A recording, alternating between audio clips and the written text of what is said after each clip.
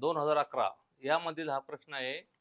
10 माणसांच्या समूहातील 25 वर्षे वयाचा एक माणूस बदलून नवीन माणूस आल्यास 10 माणसांचे सरासरी वय पूर्वीपेक्षा 2 वर्षांनी जास्त होते. तर नवीन माणसांचे वय किती? आता पहा, नवीन जो माणूस आहे त्याचं आपलं वय काढायचं आहे. पहा, 10 माणसांच्या समूहातील 25 वर्षे वयाचा एक माणूस बदलून नवीन माणूस आला आहे.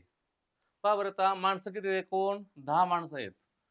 त्यांचं आपल्याला सरासरी वय किती होतं माहीत नाही. मग आपण असं म्हणायचं, 10 माणसांचे 10 माणसांचे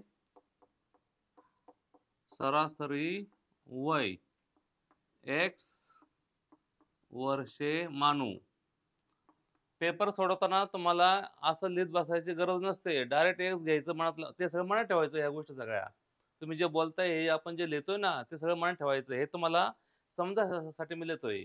पण तुम्ही प्रत्यक्षात तसं लिहायचं नाही. डायरेक्ट उत्तर काय काय करायचं, एक्स घ्यायचं, लगेच पंच म्हणायचं, लगेच पटापटा बेरजाऊ करायच्या. पहा, 10 माणसांचे सरासरी वय किती मानलं आपण? एक्स. आता त्यांचं किती सरासरी वय आहे? 10 माणसांचं सरासरी वय एक्स आहे. म्हणून एकूण वयांची बेरीज, त्यांची सर्वांची बेरीज किती बघा बरे, 10 गुणिले एक्स म्हणजे किती आले? 10 एक्स वर्ष आलं. पहा, म्हणजे एकाचं वय आपण किती मानलं? एक्स मानलं. सरासरी वय म्हणजे काय? एका माणसाचं वय तेवढं आहे असं गृहीत धरायचं. 10 माणसं आहेत आणि प्रत्येकाचं वजन एक्स एक्स वर्ष वय आहे. मग त्यांची एकूण उत्तर काय येणार आहे? 10 एक्स वर्ष त्यांची एकूण वर्ष आली. 25 वर्ष वयाचा माणूस बदलला म्हणजे 25 वर्षे वयाचा माणूस बदलल्यास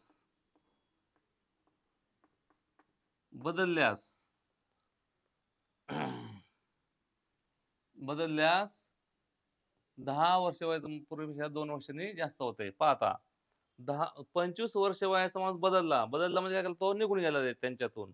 बदलल्यास म्हणजे स्टार्टला आपण असं म्हणूया, निघून गेल्यास. माणूस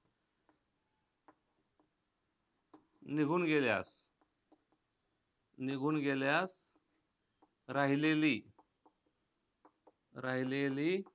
वयांची बेरीज किती होणार? 10x वजा 25. एकूण वय 10x होतं, त्यातला हा माणूस निघून गेला 25 वर्षाचा. त्यात दुसरा माणूस आला, त्याचं वय आपल्याला माहित नाही. त्याचं वय आपण समजा एफ बांधलं. नवीन माणसाचे वय दुसरा कोणत्या अक्षर मानायचं? समजा वाय मानू. कोणतं अक्षर माना? वाय मानू. म्हणून नवीन बेरीज बरोबर किती आली? 10x वजा 25 अधिक वाय. पहा ना, सरळ साधी गोष्ट आहे की त्यांचं सरासरी वय एक्स होतं. 10 माणसांचं मिळून ते वय झालं 10x. त्यातून 25 वर्ष वयाचा माणूस निघून गेला. नवीन माणूस वाय वर्ष आला. आता माणसं बदलली नाहीत, माणसं तेवढेच आहेत. तर नवीन सरासरी किती बघा बरे. सरासरी वय पूर्वीपेक्षा 2 वर्षांनी वाढते. सरासरी 2 वाढली. पूर्वी सरासरी किती आहे? एक्स आहे. आता नवीन सरासरी किती आली? नवीन सरासरी किती आली? तर एक्स अधिक 2 आली. पहा, नवीन सरासरी काय? एक्स अधिक 2. आता सरासरी आपण कशी काढतो? 10x वजा 25 अधिक वाय भागिले एकूण माणसं किती? 10च आहेत. माणसं बदलले म्हणजे एक माणूस बदलला आहे, पण ते संख्या बदललेली नाही, तीच राहिली 10. बरोबर, नवीन सरासरी एक्स अधिक 2 आली. पहा, हे समीकरण पहा नीट. पूर्वी ते सरासरी एक्स होती, 10 माणसे होती. 10 माणसांची एकूण वयांची बेरीज 10x आली.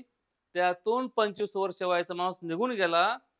मग बेरीज राहिली 10x वजा 25. नवीन माणूस आला, वाय आला. असं जसं जसं समीकरणामध्ये ते लिहिले ना, तसं तसं आपण ते तयार करायचं. पहा गोष्ट, 10 माणसं होती, त्यातलं प्रत्येकाचं वजन ते वय हे एक्स वर्ष होतं. त्यामुळे एकूण त्या वयांची बेरीज 10x आली. त्यातून 25 वर्ष वयाचा माणूस निघून गेला. 10x वजा 25 राहिले. नवीन माणूस y वर्षाचा आला. त्याला आपण 10 ने भागलं. का 10 ने भागलं? सरासरी काढण्यासाठी. हे त्या नवीन माणसासहित काय आहे? ते बेरीज आहे. हा जुना माणूस गेला, त्या जागी नवीन माणूस आला आणि बरोबर सरासरी 1/2 आली. हे समीकरण आपल्याला तयार करायचंय. एकदा हे समीकरण आलं म्हणजे संपलं. आता सोडवायचं फक्त. आता कसं राहील बघा बरे. 10x वजा 25 अधिक y बरोबर. या 10 ने तिकडे गुणायचंय. 10 ने दोघांना गुणायचं. x ला पण आणि 2 ला पण. उत्तर काय द्यायचं? 10x अधिक 10 दुने 20. तुम्हाला पेपरमध्ये एवढं सगळं डिटेल्समध्ये लिहायचं नाही. ते तुम्हाला समजण्यासाठी लिहितोय मी. तुम्ही पटपट काय करायचं फक्त x मानाचं 10x मानाचं वजा 25 अधिक y भागिले 10 करायचं. पटापट गुणाकार करायचा आणि उत्तर काढायचं. 10x ला 10x निघून गेले. मग आता करायला बघा बरे.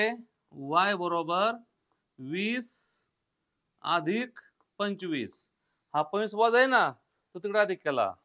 मग y चं उत्तर केलं 20 अधिक 25 45. तो नवीन मनुष्य आला होता, त्याचं वय होतं 45 वर्ष. म्हणजे हा पर्याय पहिला पर्याय 45 वर्ष, तर नवीन माणसाचं वय आलं 45 वर्ष. पहा पेपरमध्ये लिहिताना एवढं लिहायचं नाही. फक्त पटापट काय करायचं, त्याचं वय x मानायचं, ते सरासरी x मानायची, 10x करायचं, त्यातून 25 वजा करायचं, अधिक y करायचा, 10 ने भागायचं, 1 2 लिहायचं. डायरेक्ट हे लिहायचं आणि डायरेक्ट सोडवायचं आणि y ची किंमत काय आली? 45 आली. ते वय काय आलं? 45.